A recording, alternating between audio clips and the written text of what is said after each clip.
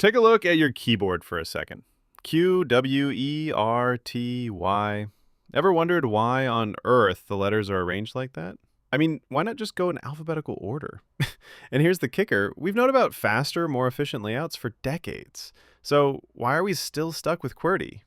Today, we're diving into the myths, the accidents, and the strange story of how this quirky layout survived for over 150 years.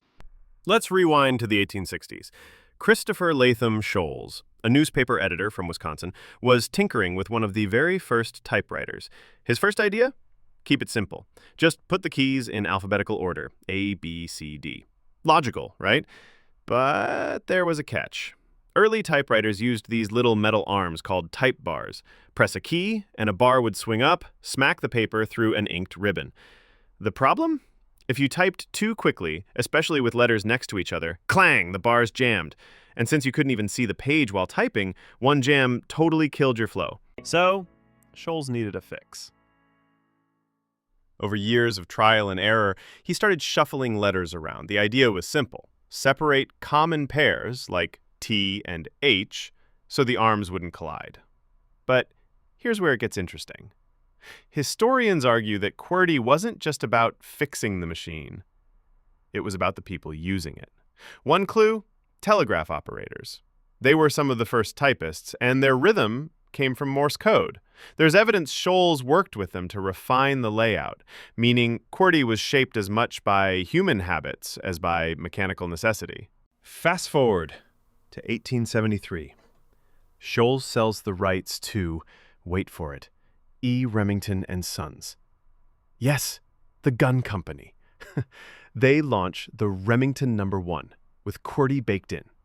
By 1878, the Remington No. 2 added the shift key, and with Remington's marketing muscle, QWERTY spread like wildfire. By the 1890s, typewriters were everywhere. Schools, offices, government buildings.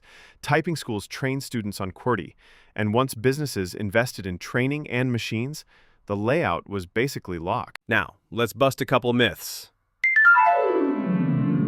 Myth 1. QWERTY was designed to slow people down. Nope. It was about reliability, not sabotage. Myth 2. Typewriter is on the top row because of some marketing trick. Fun coincidence, but probably not intentional. But here's the twist. In the 1930s, Dr. August Dvorak designed the Dvorak Simplified Keyboard. He studied letter frequency, put the most common ones under the strongest fingers. Tests showed Dvorak cut finger movement by about 50%. Faster, more comfortable, but almost nobody switched. Why? By then, millions of people were already trained on QWERTY. Schools, businesses, entire industries were invested. Retraining the world just wasn't worth it.